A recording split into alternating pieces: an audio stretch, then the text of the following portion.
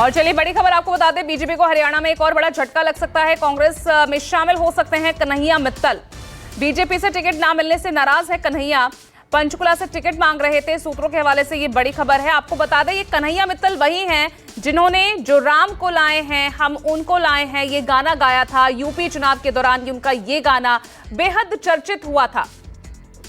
अब वही कन्हैया मित्तल कांग्रेस में शामिल हो सकते हैं, ये बड़ी खबर। और अगर ऐसा होता है तो ये बीजेपी के लिए एक बड़ा झटका होगा। थोड़े दिन पहले ही आपको ये भी बता दें कि एक और गायक ने बीजेपी छोड़ी थी। हरियाणवी गायक हैं रॉकी मित्तल, उन्होंने भी बीजेपी छोड़ी थी। अब ऐसी ही खबर कन्हैया मित्तल के लिए सामने आ रही है। भजन गायक हैं कन्हैया मित्तल। आपको याद होगा यूपी चुनाव के दौरान हम राम को लाए हैं, जो राम को लाए हैं हम उनको लाए हैं, ये गाना उनका बेहद प्रसिद्ध हुआ था, बेहद चर्चित हुआ था ये गाना। इस पर ज्यादा जानकारी के साथ मेरे सहयोगी विशाल अंग्रेज जुड़ रहे हैं। तो विशाल, कन्हैया मित्तल का कांग्रेस में शामिल होना, बड़ी वजह यही कि टिकट नहीं मिली हरियाणा में बीजेपी से और वही नाराजगी है कि अब छोड़ रहे हैं बीजेपी। देखिए, जिस तरह से कन्हैया मित्तल की लोकसभा चुनावों में लगातार ही भाजपा के उम्मीदवारों द्वारा डिमांड की जा रही थी, तो कहीं ना कहीं जो कन्हैया मित्तल के अंदर राजनीति करने की बात थी वो खुलकर सामने आनी शुरू हो गई है।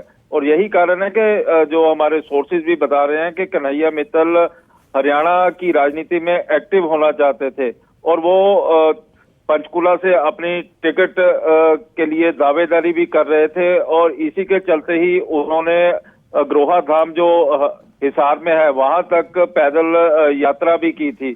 कहीं ना कहीं राजनीति में प्रवेश करना चाहते थे, लेकिन बीजेपी ने जो विधानसभा के स्पीकर हैं ज्ञानचंद गुप्ता को टिकट दे दिया। और कन्हैया मित्तल जो सोर्सेज भी बता रहे हैं कि नाराज हो गए।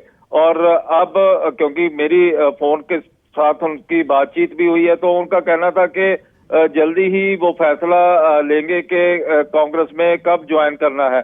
लेकिन कांग्रेस में ज्वाइन करने को लेके उन्होंने हामी भर दिया। अब ये निश्चित नहीं हुआ कि कन्हैया मित्तल कांग्रेस में कब ज्वाइन करेंगे। वहीं पर कन्हैया मित्तल का कहना है कि जो सनातन है वो किसी एक धर्म का नहीं, बल्कि किसी एक पार्टी का नहीं है, बल्कि सारी पार्टियों का है और सनातन के लिए ही वो काम कर रहे हैं। तो ऐसे में तो विशाल ये कहा जाए, क्योंकि कुछ दिन पहले ही एक और हरियाणवी गायक है, उन्होंने भी पार्टी भाजपा छोड़ी है, रॉकी मित्तल। अब उसके बाद यहाँ पर कन्हैया मित्तल से जुड़ी ये खबर आ रही है, तो ये तो बड़ा झटका होगा बीजेपी के लिए।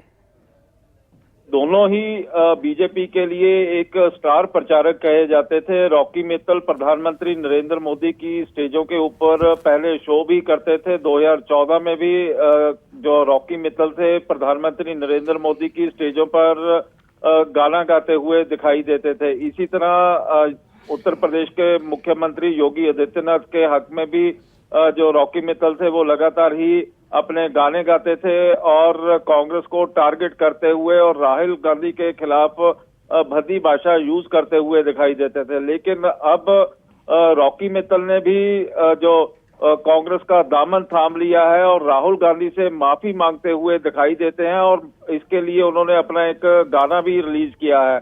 और वहीं पर जगह जगह अब भूपेंद्र सिंह हुड्डा, दीपेंद्र हुड्डा, इसी तरह रणदीप सुरजेवाला के स्टेजों के ऊपर प्रचार करते हुए हरियाणा में अब जगह जगह वो दिखाई देने लगे हैं और बीजेपी को कोस कोस कर बोलने भी लगे हैं। तो अब ऐसे में तो ये माने विशाल कि कांग्रेस से उन्हें टिकट मिल सकती है, ये आश्वासन मिला है कन्हैया मित्तल को, ये एक बड़ी वजह है कि वो कांग्रेस ज्वाइन कर रहे हैं। फिलहाल इसके बारे में अभी पत्ते नहीं खोले कन्हैया मित्तल ने कि उनको कांग्रेस से आश्वासन मिला है या नहीं मिला है, क्योंकि कांग्रेस में भी जो टिकट लेने वाले लोगों की लंबी लंबी कतारें लगी हुई हैं। बेशक अभी 32 उम्मीदवारों की लिस्ट सामने आ चुकी है, लेकिन जो 90 सीटों में से बाकी बची हुई सीटें हैं उनकी अभी लिस्ट सामने नहीं आई। वहीं पर कन्हैया मित्तल को लेके कांग्रेस का क्या रुख रहता है और पर्दे के पीछे जो कन्हैया मित्तल के साथ बातचीत चल रही है। चलिए ठीक है, आप बने रहिए विशाल।